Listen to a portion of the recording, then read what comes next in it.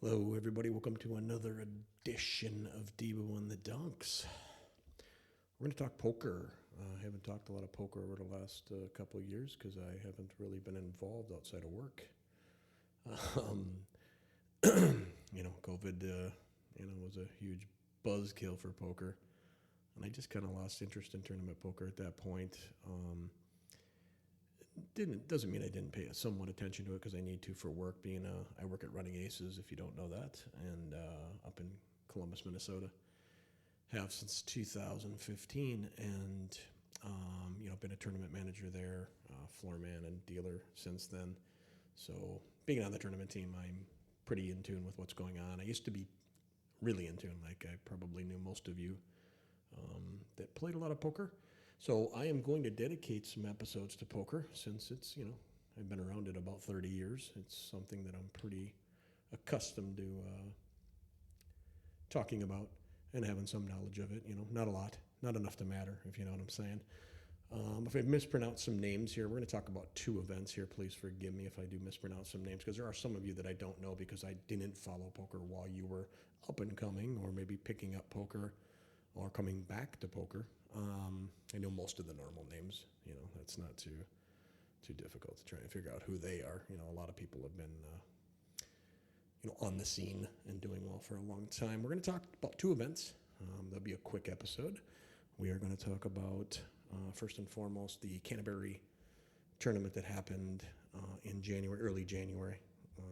That was the Monster Stack.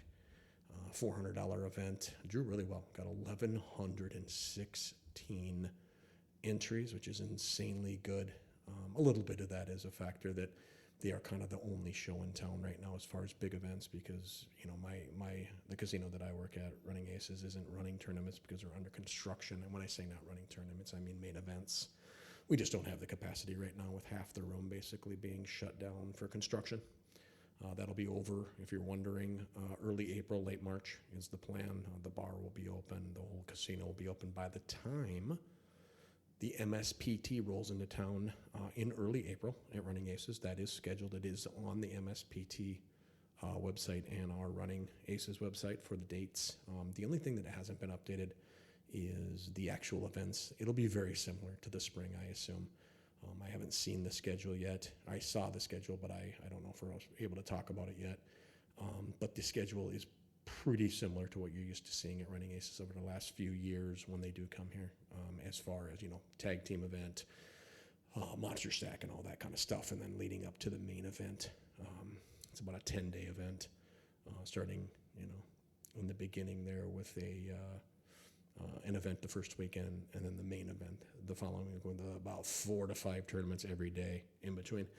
So heading back here to the Monster Stack, which was January 1st through the 5th there. That's an incredible number, 1,100 entries. That's incredible. $368,000 prize pool. We'll go over a few people that kind of just, min cash or got in there.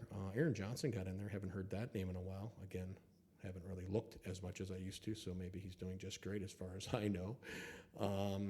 Some guys that, locals that most of you know, Alex Moss.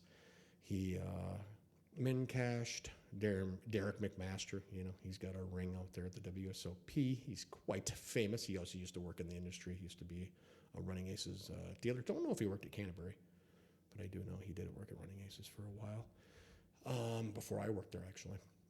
Waz with a min cash. Loki with a min cash. You guys all know those names very, very well.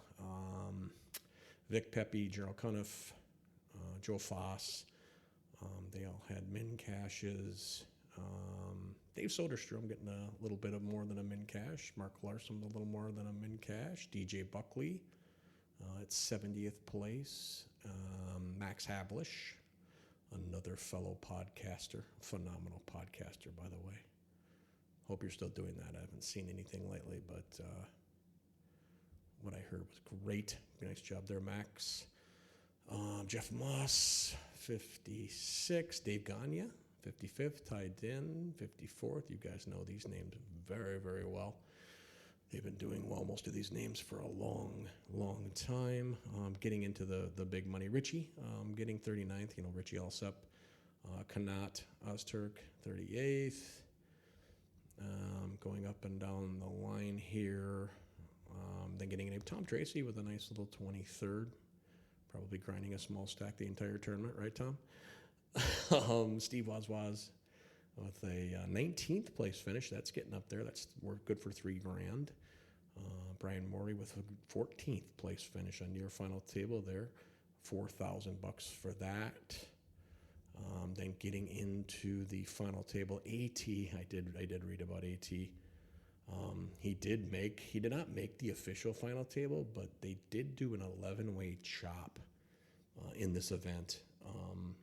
And they all kind of took a number and then I believe played for the rests. What I mean by that is they had numbers that you would make jumping up, if I understood it correctly, because AT made 17,200 for 10th place, as did 3 putts in 7th place. Eric Yokoma in 6th place jumped up to 17,700, and then that was all the way up to 3rd place, where Ashish made 18,700, and it looks like Yuri Folks, I'm saying that name right, don't know who that is, no offense, and of course Crazy Carl winning the whole event for 44,000. So it was it must have been a pretty, I did hear about the chop through the grapevine, but it's nothing official. I just heard they did like an 11-way chop, and then they played and then had pay jumps throughout the event. And I don't know if there was a second chop or not, but I would assume that Carl won this because, Carl doesn't chop. Carl plays to win, right, Carl? Great job, Carl. Congratulations on that. What a great event. 1,100 people. That is absolutely massive. Canterbury has another event coming up here in February. If you're interested, that should be fun and very, very, very large. Last weekend, the MSPT was over there in Potawatomi, which is over there in Milwaukee, Wisconsin. I'm sure many of you made it there. Had their largest field ever. Didn't beat it by a lot, but they beat the 2017 record by about 40 buy-ins. So that's a fantastic jump. It's a 8-year gap there between their records, if you will.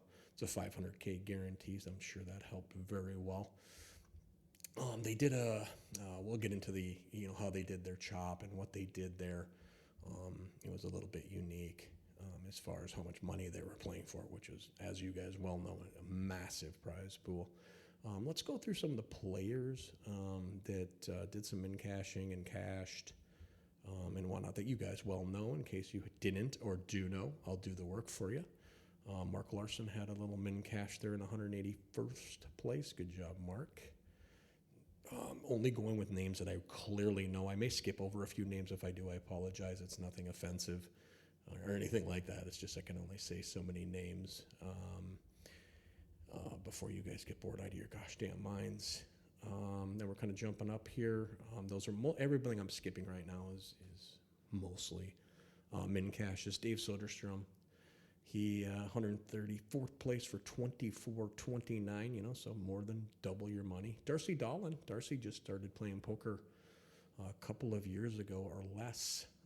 She's new to the poker scene. A lot of you know her already. Darcy finished 131st for 24.29. That's fantastic. Good job, Darcy. She's a running aces regular as far as tournaments go. Cashes weekly. Does quite well and is really progressing her game. Keep that up. Getting into some of the bigger names. Chad Holloway. Holy mackerel! Did not know he was there. Chad Holloway, if I'm getting the name right, used to work for the MSPT as far as reporting and poker news. May still work there as far as I know. I do follow him on Twitter. Nice job there. Tim Vitava with a nice little 112th finish there.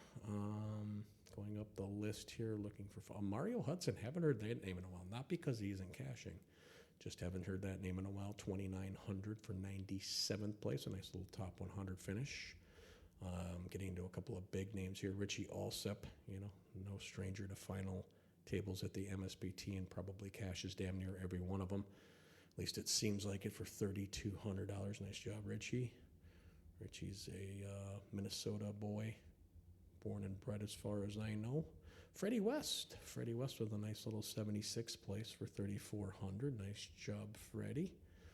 Zero chance he listens to podcasts. Gerald Cunoff with another nice finish there. I believe Gerald, he finished 69th. I thought I saw on the MSPT Twitter page that he had just been elected into the Hall of Fame. Not elected, you earn your way into the Hall of Fame of the MSPT, like most of you know. But I believe he just qualified for the MSPT. Congratulations there, Jerry. That is a huge, huge accomplishment. Kanat Ozturk, it is Umut's brother, as many of you know. He finished 61st.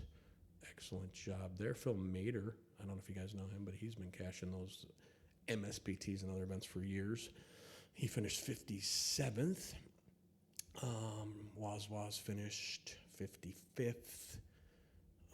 Let's see here. Jason Sell, nice job, Jason, with a 43rd place finish.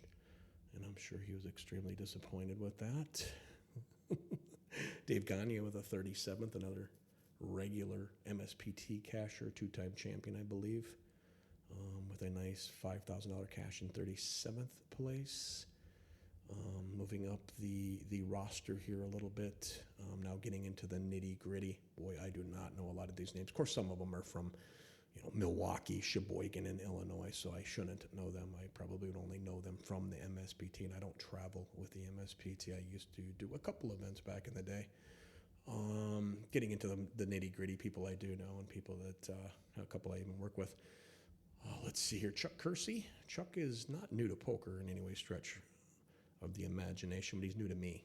I just met him about a year and a half ago or so, maybe 2 years ago, and he is now working with me.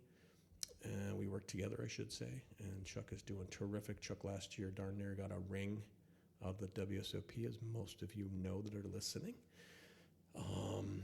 Cashed huge for like $240,000. Made a final table, finished like 5th in an event. Just a terrific job. He cashed for $17,813 and 13th place. Great job, Chuck. I'm sure that is extremely disappointing because everybody wants to make more money always, but that's a heck of a payday. Nice job there. And then getting into the final table, it's really a lot of people from Illinois, Washington, Michigan. There's one here from North Dakota, Wapaton. I do know that area very well, but I don't know who Curtis Vierstrate is. Also don't know who Ryan Eman is, but great job, Ryan. What they did, it looks like they did a three-way chop, or at least I heard they did a three-way chop. They each take 160,000 smackers and play for the rest, which is about 84,000 more, making first place $244,000. A guy named Ryan Eman finished 3rd for that 160. Umut. I've heard 15 ways, including him telling me, I think, how to say it. And then, of course, I hear it from 4,000 coworkers and people in the poker world that are always trying to pronounce your name, Umut. I believe it is Umut Ozturk. He finished 2nd. He is a fan favorite of most Minnesotans and a lot of the Running Aces employees and Canterbury employees. He finished 2nd for $160,000. Congrats. That's not a surprise. And a fellow by the name of Timothy Thorpe, I believe it's his 2nd MSPT championship. Did read the article a little bit there. He seemed pretty jacked up about his victory. Had his buddies there to celebrate, which I'm sure was pretty exciting. Being that he's from Illinois, and that is a bit of a jaunt up there. It's probably a 5, 6, 7 hour drive, depending on where Tremont, Illinois is. I assume it's south of Chicago, so it's probably a 5, 6 hour drive or more. The finals, as far as the standings and all that kind of stuff, you guys can look that up on mspt.com. Y'all know how to do that. Ozturk there is, obviously going after, I believe, his 3rd straight MSPT Player of the Year, which is fantastic. I believe it says here that back-to-back final table appearances from the last 2 events pushed Ozturk past fellow Hall of Famer Blake Bond on the all-time leaderboard, and as he's now tied with Minnesota legend Ku Vang for 3rd most all-time final tables with 14. Wow, that's a lot of final tables. Goodness gracious. Great job there. Not too surprising, Umut. He has been on fire the last 3 to 4 years, as most of you know, including, the last 2 with the MSPT, at Canterbury, and of course at Running Aces. He cashes nonstop and does really well. Haven't seen him play in the weekly events, the double stacks, as often, um, because I'm sure he's busy. I'm not going to get into Umit's life and what I know about him. That would be probably inappropriate, but I'm sure he's quite busy with his business life outside of the poker world. The next event for the MSPT is a fun one. You all know what it's on at the Venetian. It's over the Super Bowl. They call it Poker Bowl. This is Poker Bowl 9 already. That is a $1 million guaranteed event. Get your butts out there. I know most of you MSPT guys will be out there anyway. And ladies, that's February 5th to the 10th. I believe the Super Bowl's the 9th. So traditionally, that'll go right over the Super Bowl. That'll be a blast. Good luck to all of you that get a chance to go out there and play that bad boy. I did mention some of the guys that made it through there. Angela Jordison, she finished 100th. She's an MSPT champ. I'm sure that's worth noting, and most of you know that. Brett Pop Reichard with a 59th place finish. And I did already mention Dave Gagne, two-time champ with a 37th place finish. Great jobs there. Kind of England with a 16th place. I actually do recognize that name. Those people all just missing a final table. I'm sure they're disappointed, but still, when they put that money in their bank account, they'll feel just fine a week or two from now when the pain is gone. We all know what it feels like to lose at a final table, even if you do finish 5th, 6th, 7th, and 8th in these large events, and you make really solid money. You have a nice profit, even if you're crowd sharing or you're sharing some of your profit or selling action. You still feel good down the road, but at first it's the worst feeling in the world. I can't tell you how many times I would cash a large tournament when I used to play tournament poker, and I'd end up in the pit trying to catch that money, if you know what I'm talking about, chasing the money, I believe they call it, where you're playing craps or whatever it is you want to play. Maybe you go jump in a large cash game, poker-wise, whatever it is. We've all done it. I believe we're all guilty of it. I'm sure that's something we've all delved in. If you haven't, well, you're ahead of most of us. Great job. It's a lesson you learn. Years ago, I was playing at a Treasure Island event, or not Treasure, excuse me, a Turtle Lake event. And this is before Running Aces was even open, so you're talking pre-2008. I think it was probably around 2006 or 5. I was playing an event out there, a big event. And I finished, I think I finished 7th or 8th in this event, and it was a large cash at that time.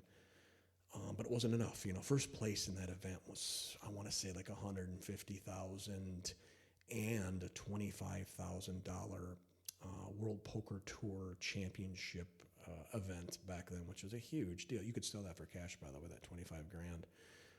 They would buy it back from you if you chose that option. So it was a big deal. First place was massive. And when you don't get that number, it's just devastating. So I went down after I cashed out, and there really wasn't any cash games going. It was Sunday night at Turtle Lake. There, one little game and a long list, so no way to get on it.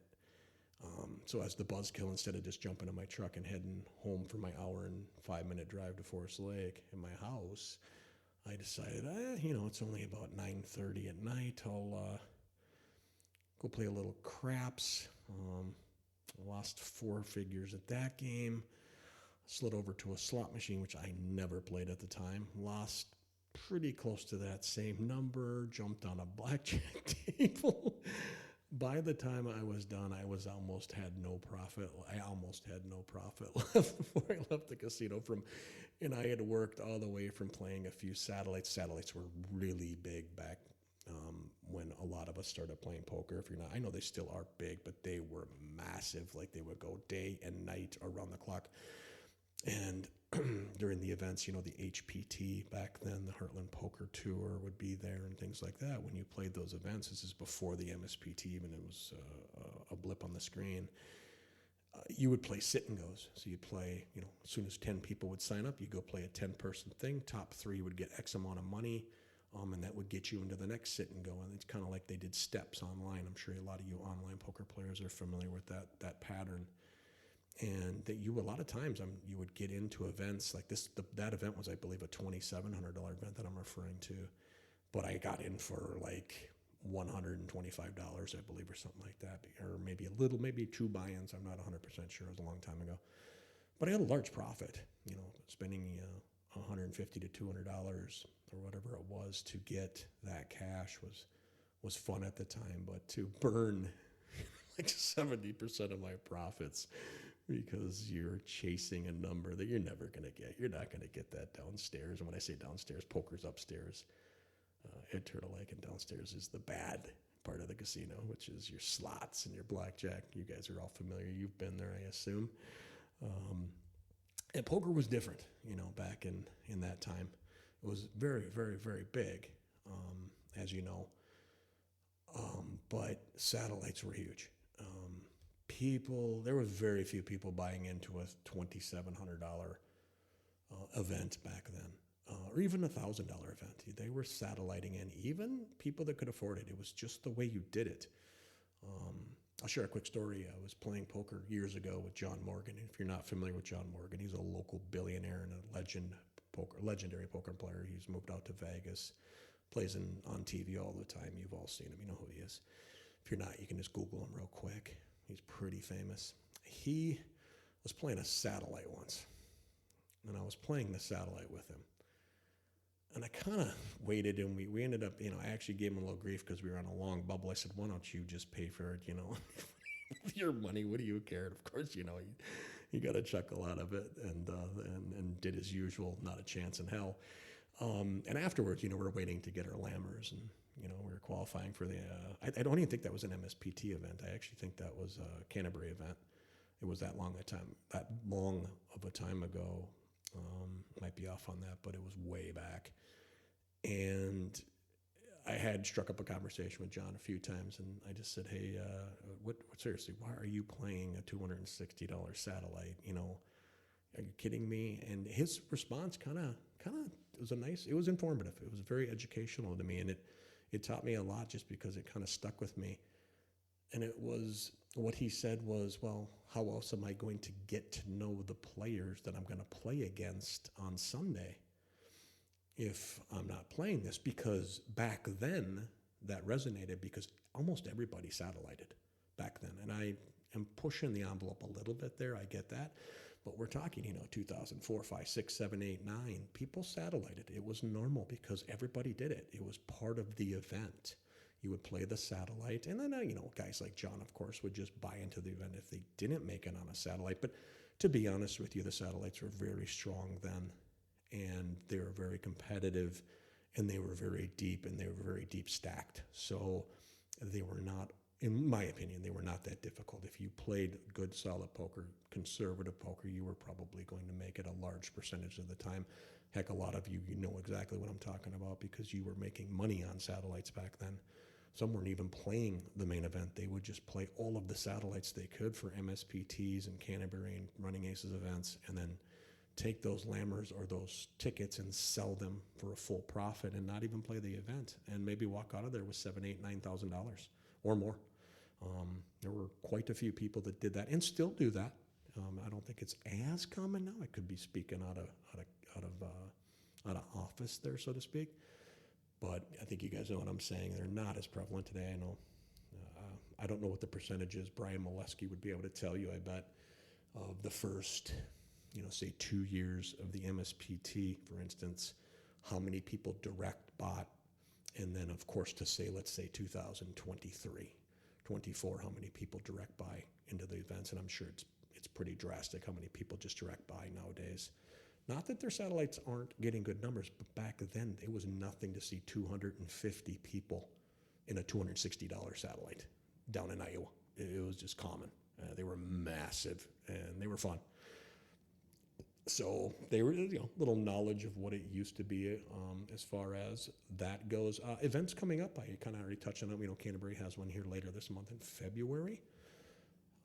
We do know that actually starts next week, which is February 8th, right in that range. And that goes about a week and a half. I think it's called the Winter Poker Open. As I mentioned, MSBT has got an event in February out there in Vegas. They've got another event in March, and then they'll be with us at Running Aces at our grand opening, which will be in April. That should be exciting. We love having the MS Brian, Jeremy, John. We love having all you guys. Dominic, it is, and of course the entire staff. It is always a blast having there. There's such an energy in the room. They're such positive people. It's really a lot of fun to have them into the Running Aces area, and they bring a lot of cash game players, and they bring a lot of tournament players. It's just an absolute ride. I look forward to it. They come to us in April and generally in December. They were not here in December because we're under construction right now, but we're so happy to have them back. It's an absolute energizer with those guys in the room. Fills up the hotel too, fills up the bar. The brand new bar will be open, you guys. That'll be fun. You know, I tell you what, I'm sure some of my bosses are listening, and if they're not, who cares? Or if they are, who cares? But I'm a little underwhelmed with the construction so far as it's going. Don't get me wrong. I don't know what I was expecting. It's not done anyway. But I do know that the bar is going to be quite impressive. It's going to be fun. It's going to be large. It'll be a really fun gathering area. The way it was a good gathering area, but it was a little bit different, and you'll understand what I mean by that. When you're there, you'll see that it's way more wide open. The TV screens are absolutely massive in there. There's more room to congregate. There's more room to hang out and have fun. It's going to be more of I'll call it a real bar.